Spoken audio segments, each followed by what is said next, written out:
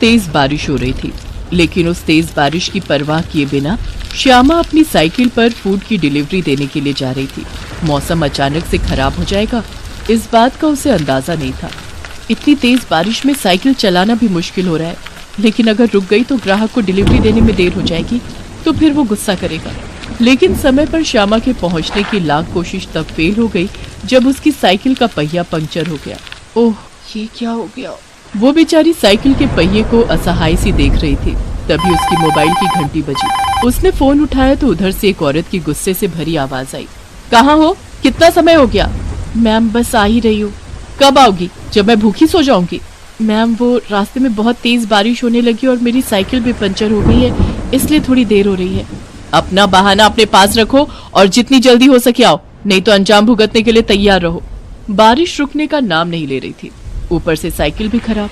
जहाँ डिलीवरी देनी थी वो भी 3 किलोमीटर दूर था। वो मैडम बहुत गुस्से में लग रही थी। मुझे जल्द से जल्द वहाँ पहुँचना ही होगा। श्यामा ने अपनी साइकिल को एक पेड़ के नीचे खड़ा किया और दौड़ते हुए वहाँ पहुंची जिस अपार्टमेंट में डिलीवरी देनी थी। उसने जैसे ही डोर बेल बजाया, एक औरत गुस्से में तमतमाई हुई बाहर निकली। तो ये है तुम्हारी फास्ट डिलीवरी? जैसी गंदी तुम्हारी शक्ल है वैसी ही तुम्हारी सर्विस भी। मैं तुम्हें खराब रेटिंग तो दे ही रही हूँ, तुम्हारी शिकायत भी करूंगी। बारिश में पूरी तरह भीगी श्यामा ठंड से कांप रही थी, लेकिन उस औरत को इस बात से कोई फर्क नहीं पड़ता था। वो तो बस अपनी भड़ास निकाल रही थी, लेकिन श्यामा के लिए ये नौकरी बहुत जरूरी थी, बहुत ही जरूरी। मैम, मैंने जानबूझकर देर नहीं की है।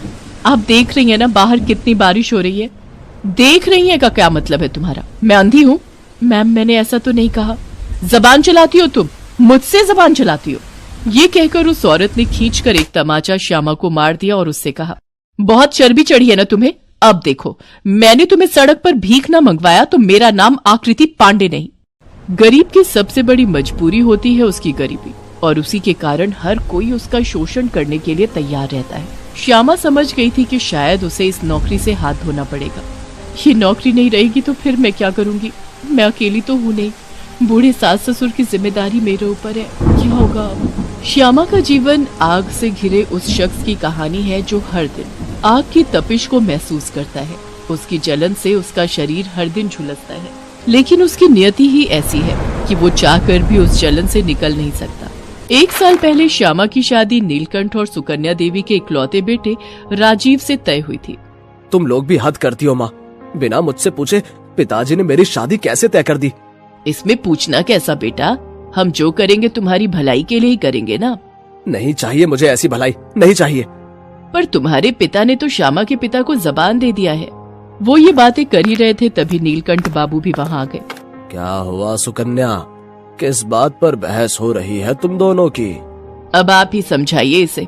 ये श्यामा से शादी करने को तैयार नहीं है। ये मैं क्या सुन रहा हूँ राजीव? आखिर क्या बुराई है श्यामा में जो तुम उससे शादी से इनकार कर रहे हो? गुणों की खान है वो। पता नहीं पिताजी, आप लोगों को कौन सी अच्छाई उस काली कलूटी में दिख गई। अरे आप लोगों ने मुझे पैदा होते ही क्यों नहीं जहर दे दिया था? क्योंकि ऐसी गंदी बदसूरत लड़की से शादी करने से अच्छा था कि मैं मर ही जाता। राजीव की इस बात पर नीलकंठ ने राजीव के आगे हाथ जोड़ते हुए कहा, राजीव, क्या हमने ये दिन देखने के लिए तुम्हें इतने प्यार से पाला पोसा, तुम्हें इंजीनियर बनाया कि एक दिन तुम हमारी ही बेइज्जती करो, हमारे चुनाव पर प्रश्न चिन्ह लगाओ? देखो बेटा, श्यामा के पिताजी को मैं वचन दे चुका हूँ। तुम्हारी इस पीढ़ी के लिए वचन का मतलब क्या है ये मुझे नहीं पता, लेकिन हमारे लिए वचन की अहमियत बहुत ज्यादा होती है।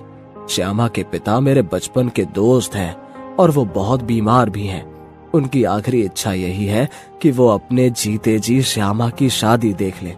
बेटे, मैं तुम्हारे आगे हाथ जोड़ता हूँ, एक बीमार पिता की इज्जत रख लो।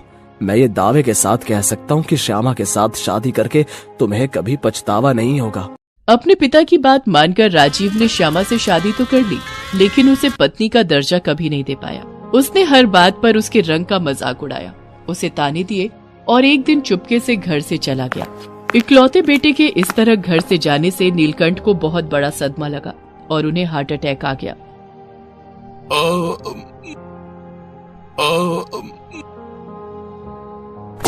बहू, बहू, बहू जल्दी आओ, देखो तुम्हारे ससुर जी को क्या हो गया है। श्यामा भागती हुई आई और अपने ससुर को जमीन पर औंधे पड़े देखा। वे उसे अस्पताल ले गए। इन्हें मेजर हार्ट अटैक आया है, हमें तुरंत इनका ऑपरेशन करना पड़ेगा। ऑपरेशन में 5 लाख रुपए लगेंगे। इतने पैसे नहीं थे उनके पास। श्यामा ने अपनी शादी के गहनों को गिरवी रख दिया और उससे मिली रकम से नीलकंठ का ऑपरेशन करवाया। राजीव तो अपनी सारी जिम्मेदारियों से मुंह मोड़कर चला गया था, लेकिन जिम्मेदारियों से मुंह मोड़ने से वो खत्म तो नहीं हो जाती, वो तो उसी तरह सामने खड़ी होती हैं। जिस बहू को घर आए अभी 1 महीने भी नहीं हुए थे, उस बहू के सिर पर अब अपने ससुराल की पूरी जिम्मेदारी आ गई थी। आप क्यों रो रहे हैं बाबूजी? मैं हूं ना, मैं बहू हूं तो बेटी भी हूं, मैं रखूंगी आपका ध्यान हमेशा। श्यामा ने डिलीवरी गर्ल की नौकरी कर ली और अपने परिवार की जिम्मेदारी अच्छे से संभाल ली। हाँ, कभी कभी उसे बहुत अकेलापन लगता, लेकिन वो क्या करती। 1 साल से वो जोमेटो में काम कर रही थी। इन 1 साल में राजीव एक बार भी झांकने तक नहीं आया। वो तो अपनी दुनिया में मस्त था आकृति पांडे के साथ, लेकिन सच तो कुछ और था। आकृति पांडे राजीव का यूज कर रही थी। उसने उसके सारे बैंक बैलेंस को अपने कब्जे में कर रखा था और अब वो राजीव को उसका घर अपने नाम करने का दबाव बना रही थी। देखो राजीव, वो घर मेरे नाम कर दो, नहीं तो मैं पुलिस में ये कंप्लेन करूंगी कि तुमने शादी का झांसा देकर मेरा गलत फायदा उठाया है। मैं वो घर कभी तुम्हारे नाम नहीं करूंगा, और जहाँ तक रही फायदा उठाने की बात, तो वो आज तक तुम उठा ही रही हो। पता नहीं वो कौन सा मुहूर्त था जब मैंने अपनी भोली भाली पत्नी को छोड़ दिया और तुम्हारे बहकावे में आ गया। मुंह बंद करो अपना, समझे? मुंह बंद करो। घर तो तुम्हें मेरा नाम करना ही होगा, और जिस दिन तुमने वो घर मेरे नाम कर दिया, मैं तुम्हें कुत्ते की मौत मारूंगी। आकृति पांडे बहुत ही बदमाश औरत थी। उसने पहले भी कई लोगों को अपने जाल में फंसाया था। राजीव उसका 8वां शिकार था। राजीव उसके शिकंजे से निकलना तो चाहता था, लेकिन वो बुरी तरह फंस गया था। लेकिन शायद अब उसके निकलने का समय आ गया था।